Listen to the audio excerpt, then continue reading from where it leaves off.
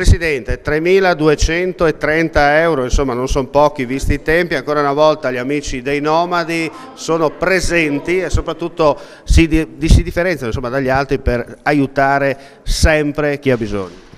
Io sono particolarmente sorpreso, contento, soddisfatto di questa serata perché tutto mi sarei aspettato tranne una cifra di questo genere che per noi non è tanto, come ho detto prima, è di più, praticamente è quasi tutto il nostro bilancio.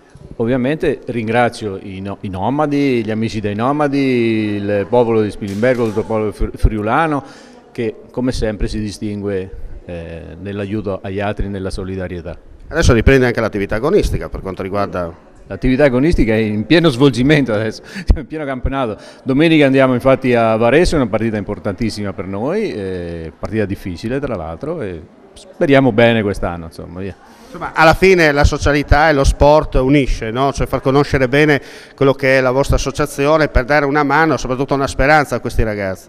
Sì, ma l'importante non è tanto dal punto di vista agonistico o l'agonismo, è importante anche quello perché poi i ragazzi quando scendono in campo Nessuno ci sta a perdere. No, nessuno ci sta a perdere, loro per primi insomma, però è una cosa importante per farli stare insieme, per uscire, per far uscire questi ragazzi perché altrimenti poi dopo alla fine rimarrebbero soli, chiusi in casa la maggior parte di queste persone, invece questa è l'occasione per girare l'Italia, l'Europa, e stare insieme, vivere, socializzare, ridere, scherzare e fare anche i pazzi insomma.